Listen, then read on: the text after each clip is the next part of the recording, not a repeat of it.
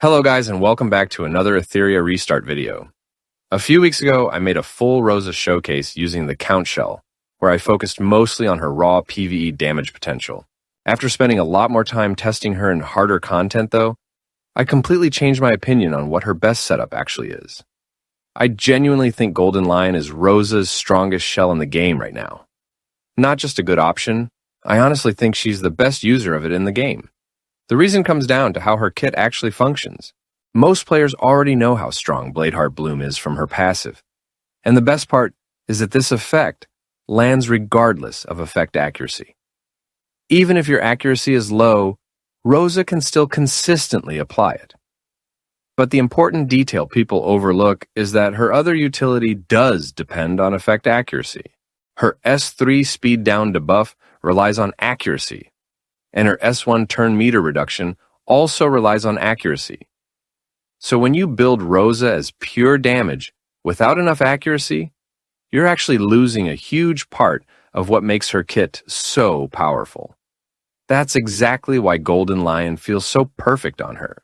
The shell helps Rosa consistently land the parts of her kit that actually matter in difficult PvE content.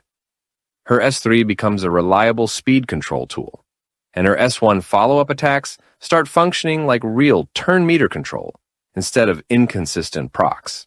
And because Rosa attacks so often through Bladeheart Bloom follow-ups, she gets multiple chances to keep disrupting enemies over and over again. More turn meter reduction attempts, more debuffs, more pressure on enemy waves. This setup makes her feel completely different compared to Count. Count gave me bigger screenshot damage. Golden Lion makes Rosa feel like a complete unit. She becomes this hybrid monster that combines DPS, debuffs, control, and speed manipulation all in one character. Very few units in Etheria can abuse Golden Lion this efficiently. I also changed my module setup compared to the previous showcase.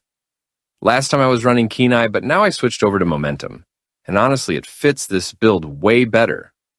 Momentum increases damage based on the number of debuffs on the enemy, which Rosa enables naturally without even trying.